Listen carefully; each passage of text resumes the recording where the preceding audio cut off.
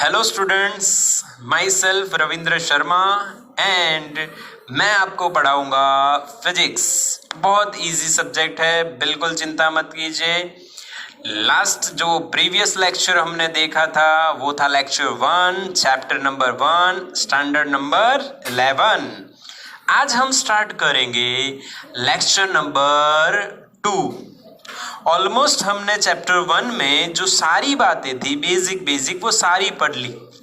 Okay, but मैंने कहा था कुछ सम्स आते हैं, वो सम्स हम लेक्चर नंबर 2 में देखेंगे। तो आइए थोड़ा सा रिवीजन करते हैं और लेक्चर नंबर 2 में सम्स देखते हैं। चलिए, तो हमने क्या देखा था, एक टॉपिक था fundamental forces.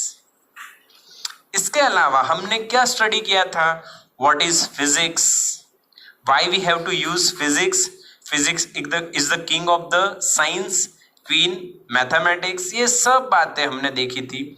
Scope, excitement, okay, technology. और आज हम सम्स के लिए जो एक टॉपिक है फंडामेंटल फोर्सेस वो रिवाइज कर रहे हैं। ओके, तो स्टार्ट करते हैं फंडामेंटल फोर्सेस की बातें।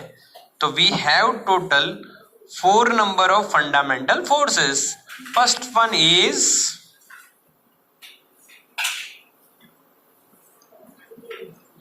gravitational force. When we drop any object, then it will go towards the center of the earth or towards the earth due to the force which is known as gravitational force. Okay, second force is weak nuclear force. Second force is weak nuclear force. भाई, जब nucleus के अंदर से electron emission होता है जिसे beta decay कहते हैं, ये फ्यूचर में सीखेंगे बेटा, इस पे ज्यादा जोर मत दीजिए, आगे आएगा। तो टेंशन नहीं लेना है। ओके, हाँ, मैं बता देता हूं किसके बीच में लगता है, इलेक्ट्रॉन एंड न्यूट्रिनो। ओके, ये आप आगे पढ़ोगे। इलेक्ट्रॉन आपको पता है, न्यूट्रिनो आगे देखेंगे। थर्ड जो फोर्स है उसको बोला गया है इलेक्ट्रोमैग्नेटिक फोर्स। क्या बोला गया बेटा? इलेक्ट्रोमैग्नेटिक फोर्स किसके बीच में लगता है? तो भाई ये लगता है चार्ज पार्टिकल के बीच में। चार्ज पार्टिकल्स जो होते हैं, प्रोटॉन है, इलेक्ट्रॉन है, इनके बीच में ये लगता है, जिनके पास पॉजिटिव नेगेटिव चार्जेस होते हैं। ओके, इलेक्ट्रो का मतलब इलेक्ट्रिक और मैग्नेटिक का मतलब मैग्नेटिक फोर्स भी होता है। ये आप डिटेल में आगे स्टडी करोगे। ओके, सोलेनॉइड वगैरह ये सब स्टडी करना है आगे। फोर्थ जो पॉइंट है वो फोर्स हमारा रहेगा strong nuclear force. Okay, strong nuclear force कहां लगता है? न्यूक्लियस के अंदर। न्यूक्लियस के अंदर 2 होते हैं पार्टिकल्स। पहला होता है प्रोटॉन, दूसरा होता है न्यूट्रॉन। प्रोटॉन और न्यूट्रॉन के बीच में जो फोर्स लगता है भाई, उसको बोला गया है स्ट्रॉन्ग न्यूक्लियर फोर्स। पक्का? उसके साथ ही साथ हमने देखी थी इसकी रिलेटिव स्ट्रेंथ। ओके, तो सबसे स्ट्रॉन्ग कौन है भाई? नाम से ही पता चलेगा, नाम में ही उसका काम है। Very strong force is strong nuclear force. And the relative strength.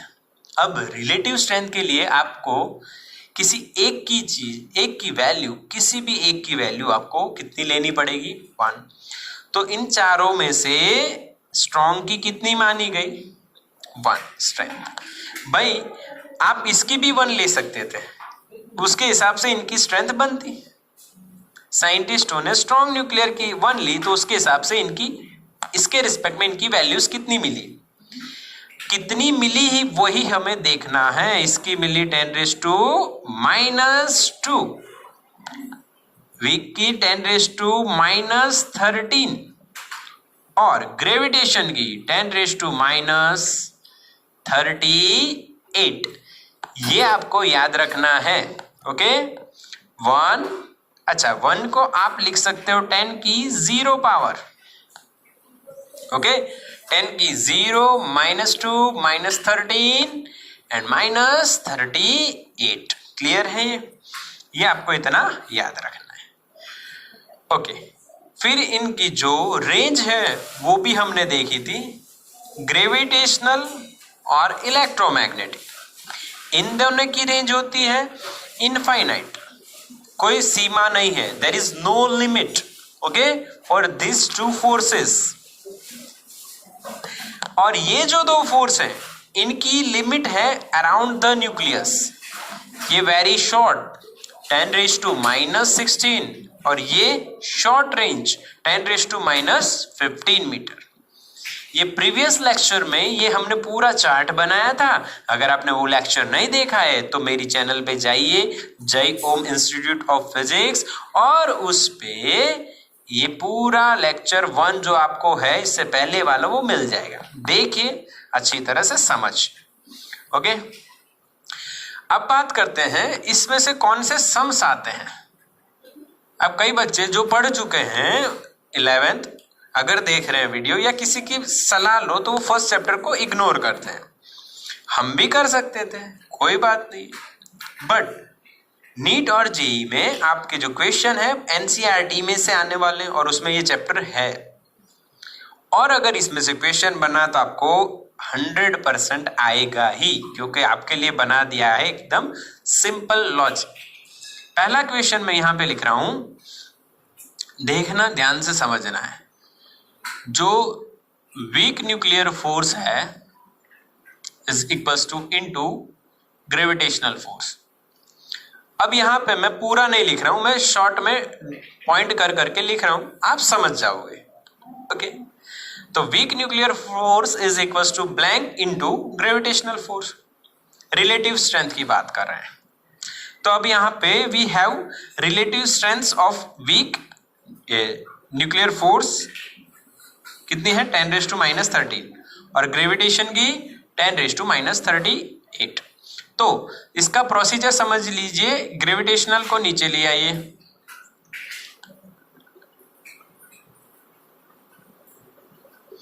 Okay, ये नीचे आ गया, इक्वल्स टू ब्लैंक। अब इनकी रिलेटिव स्ट्रेंथ यहां पे लिख दीजिए। तो वीक की देखो कितनी है, वीक की है 10⁻⁻13, दिख रही है 10⁻⁻13, और ग्रेविटेशन की कितनी है 10⁻⁻38। क्लियर, बस सिंपल है। अब क्या करो, -13 है। यहां पे मैथ्स का रूल आ रहा है, जब हम फर्स्ट सेकंड थर्ड चैप्टर तक चलेंगे धीरे धीरे तो मैं आपको कुछ रूल्स है भले ही आते हो फिर भी रिवाइज करते हैं। देखिए, अगर बेस सेम बेस हो भाई तो we have 2 possibilities, multiplication and division. अगर बेस सेम है, जैसे कि यहां पे 10 है और यहां पे 10 है, बेस सेम है, तो जो पावर्स होती हैं उन पावर्स का मल्टीप्लीकेशन हो तो एडिशन होता है, डिवीजन हो तो सब्ट्रैक्शन होता है। जो पावर्स हैं उनका क्या हो जाता है, एडिशन और सब्ट्रैक्शन। अब यहां पे आप देखोगे डिवीजन है, डिवीजन है तो पावर्स का क्या होगा, सब्ट्रैक्शन। तो -13 माइनस इसकी पावर कितनी है -38। Okay, minus into minus plus, -13 + 38। Okay, simple. तो आंसर आपको आना चाहिए, क्या बनेगा 10⁻25। सिंपल ना, आ गया, पक्का ना। ओके, अब फिर से एक बार समझिए, 10⁻⁻38 ऊपर गया तो माइनस माइनस क्या हो गया, प्लस।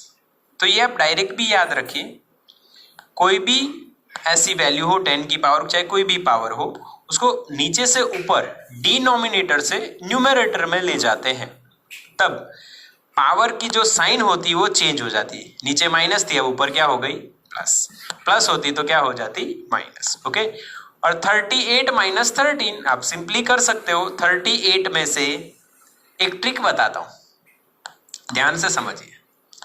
38 में से आप 13 निकाल रहे हो। ओके, तो मैं मेंटली आपको जो बोलूंगा वो आप करते जाइए। मेंटली आपको करना है, मैं बोलूंगा आप मेंटली करिए। आप डायरेक्ट 13 नहीं निकाल सकते, शायद, हाँ शायद बोल रहा हूं भाई, कई बच्चों को आता भी होगा, बट जिन बच्चों को नहीं आता है वो क्या करेंगे, 38 में से 10 निकालिए। तो 38 में से जब आप 10 निकालोगे तो आंसर आ जाएगा जो आपको सिंपली आता है। ये सेकंड डिजिट है वो चेंज नहीं होगी, आगे वाले में से एक कम कर देना है, क्योंकि 8 माइनस 0 8, 3 माइनस 1 2, ये तो आपको आता है। बट 13 करना था, हमने क्या किया है 10, कितना रह गया 3, तो 3 को फिर से सब्ट्रैक्ट कीजिए तो आंसर आ जाएगा आपका 25। यही प्रैक्टिस आप हर सम में, सब्ट्रैक्शन और एडिशन में जब भी आए तब करना। आपकी प्रैक्टिस से 2 साल बाद आपका मैथ्स ये वाला बहुत पक्का हो जाएगा। ओके, अगर नहीं आता है तो, तकलीफ होती है तो, ओके, 38 माइनस 13, इसी तरह से आप डबल भी कर सकते हो, 38 माइनस 24, ऐसा हो। आपको अपनी मेथड आनी चाहिए। 38 में से 24 यानी 20 निकालिए तो 3 की जगह क्या आ जाएगा 1, समझ रहे हो ना।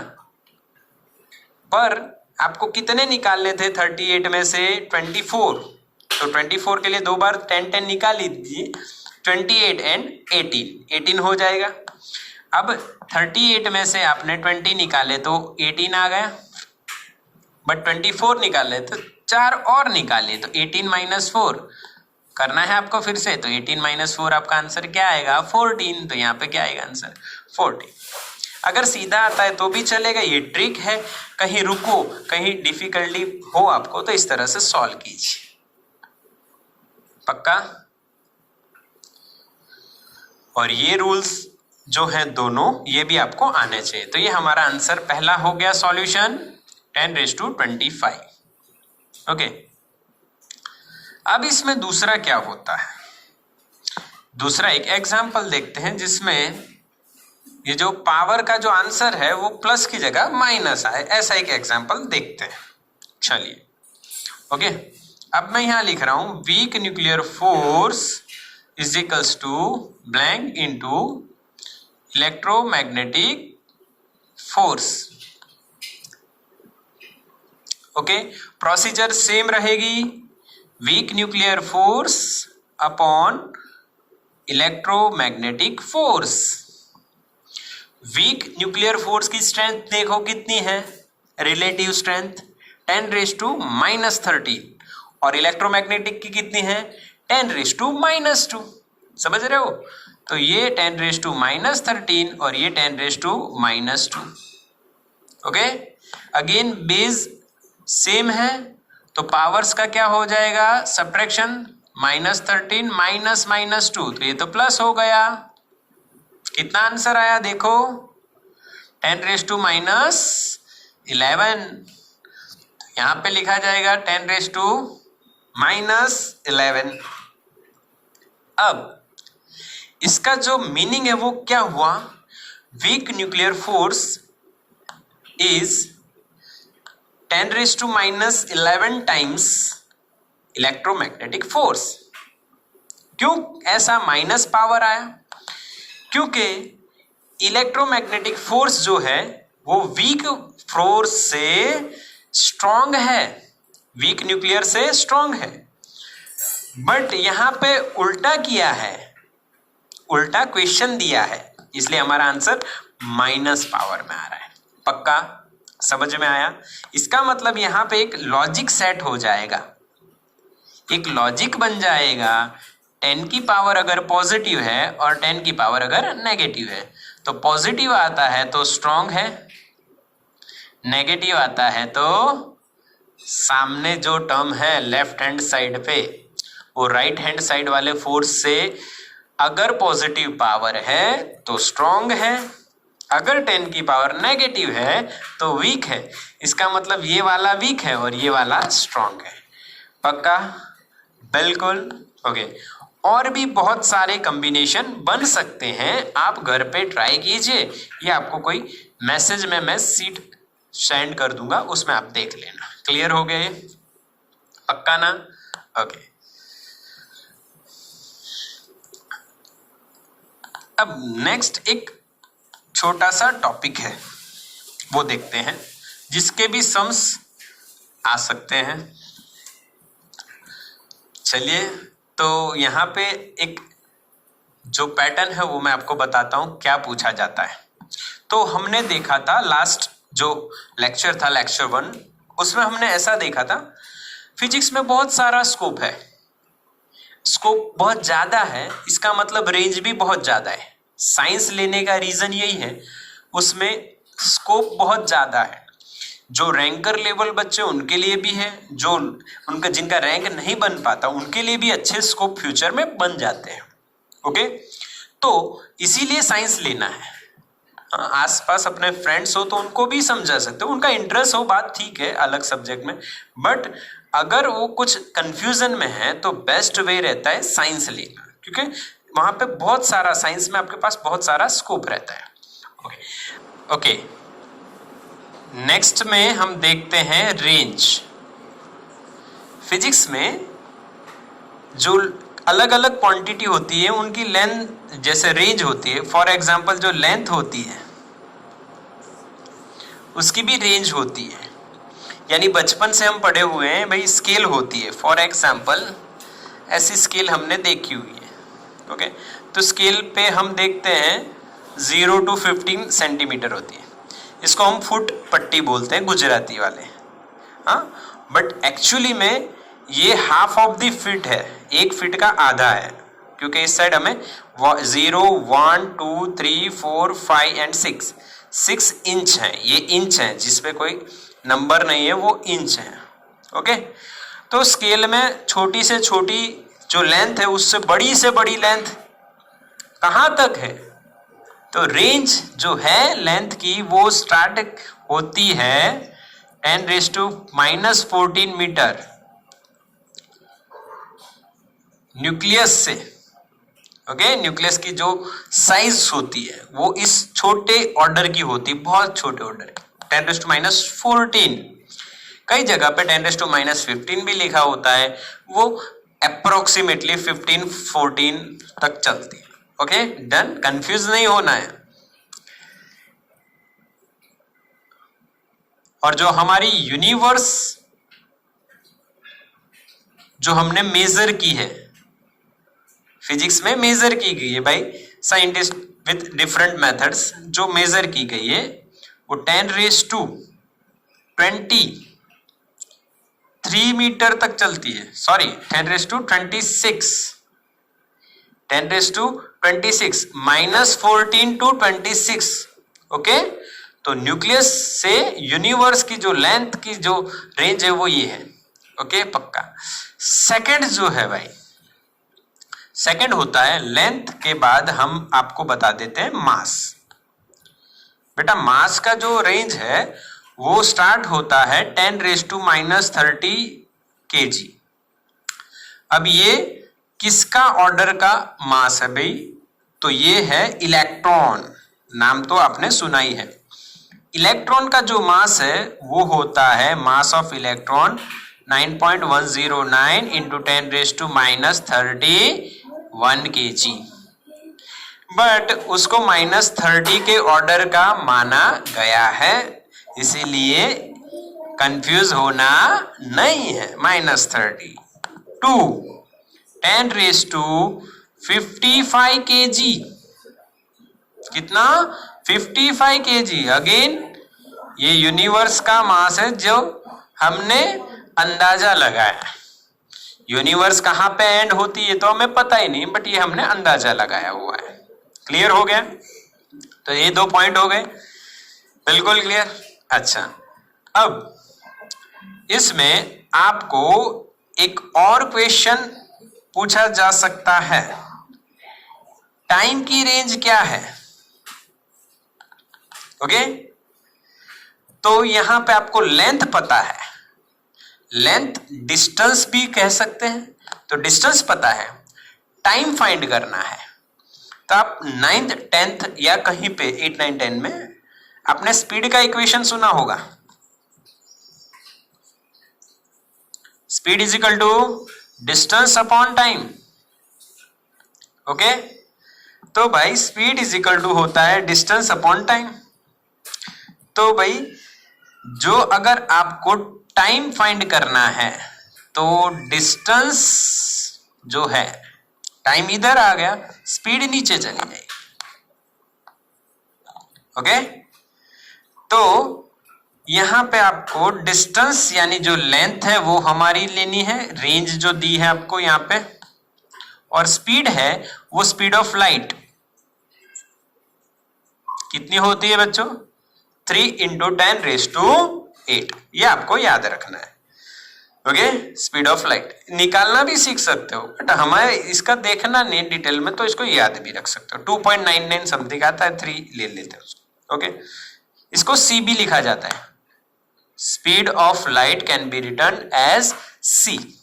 ओके, कांस्टेंट है इसलिए कांस्टेंट। ओके, तो टाइम का जो रेंज आपको निकालना है, तो सबसे पहले हम टाइम की जो मिनिमम रेंज है वो निकालते हैं। तो मिनिमम रेंज के लिए नीचे तो आप देख रहे हो, आपको क्या करना है, 3 × 10⁸। ऊपर जो है वो क्या आएगी, लेंथ की मिनिमम रेंज कितना हो जाएगा, 10⁻⁻14, 10⁻⁻14। अब इसको सॉल्व कीजिए, तो 10⁻⁻14 -8/3,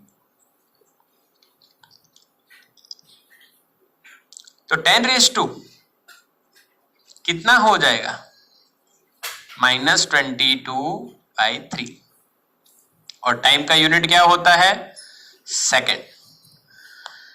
14 ओके -8, तो एडिशन हुआ, माइनस जो साइन रहेगी, माइनस माइनस, तो हमें एडिशन करना है, और साइन जो बड़ी डिजिट है उसकी लिखनी, पक्का। अब यहां पे आप लिख सकते हो कि आपका आंसर क्या आया है, 10⁻22 सेकेंड। ओके, 3 नहीं लिखना है क्योंकि हम ऑर्डर फाइंड करें, 10 की पावर का ऑर्डर है, तो ये -22 पक्का, अप्रोक्सीमेटली 10⁻22 आप लिख सकते हो। टी मैक्स तो नीचे 3 × 10⁸ ही रहेगा, पक्का।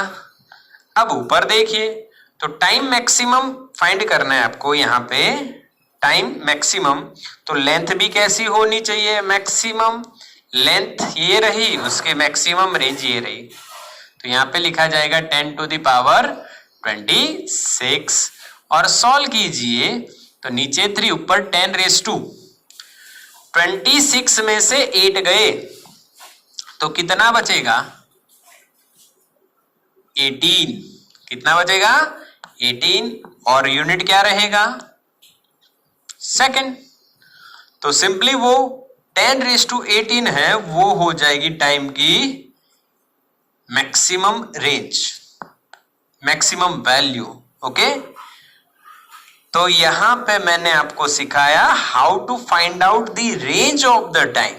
Simple, time is equals to distance upon speed of light, and distance को लेंथ लेना है, और स्पीड ऑफ लाइट आपको पता ही है। लेंथ जो है उसकी रेंज मिनिमम रखोगे तो टाइम की मिनिमम रेंज आ जाएगी, और मैक्सिमम लेंथ रखोगे तो टाइम की मैक्सिमम रेंज आ जाएगी। यहां पे 3 को हम इग्नोर कर रहे हैं, बिकॉज हम यहां पे 10 के पावर में रेंज फाइंड कर रहे हैं, तो यहां पे 10⁻22, यहां पे 10⁻18। क्लियर? ओके, तो ये हमारी जो रेंज है 3 वो कंप्लीट हो गई। अब लास्ट में इसमें से एक क्वेश्चन पूछा जा सकता है, एक क्वेश्चन पूछा जा सकता है। तो देखिए, मैं क्वेश्चन बोल रहा हूं, आप ध्यान से सुनिए। What is the ratio of maximum value of length to the minimum value? समझ में आया? लेंथ की जो मैक्सिमम वैल्यू है रेंज में और मिनिमम है, उसका रेशियो कितना? क्वेश्चन। तो सॉल्यूशन क्या बनेगा बताइए? सॉल्यूशन क्या बनेगा? बिल्कुल इजी। मैक्सिमम जो है लेंथ की वैल्यू फिजिक्स में वो है 10 की 26 और मिनिमम कितनी है? -14। चलो सॉल्व करो और आंसर लाओ। 10⁻26 माइनस का क्या हो जाएगा? प्लस, क्योंकि नीचे से ऊपर आएगा माइनस माइनस प्लस हो जाएगा, साइन चेंज हो जाएगी और आंसर आएगा इसका 40। बना के एक एमसीक्यू यहां पे मैंने आपको बताया। ऐसे बहुत सारे बन सकते हैं। इन दोनों का हो गया, इन दोनों का हो गया, रेसिप्रोकल उल्टा हो गया, कुछ भी हो जाए, पक्का ना ये?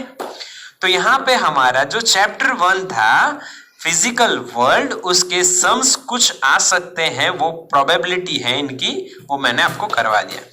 होप आपको ये सम्स आए और आपको अच्छा लगा होगा।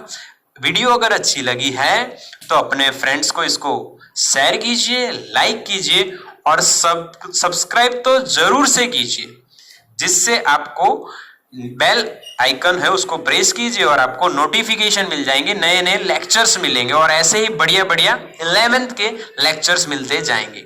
ओके, तो थैंक यू स्टूडेंट्स।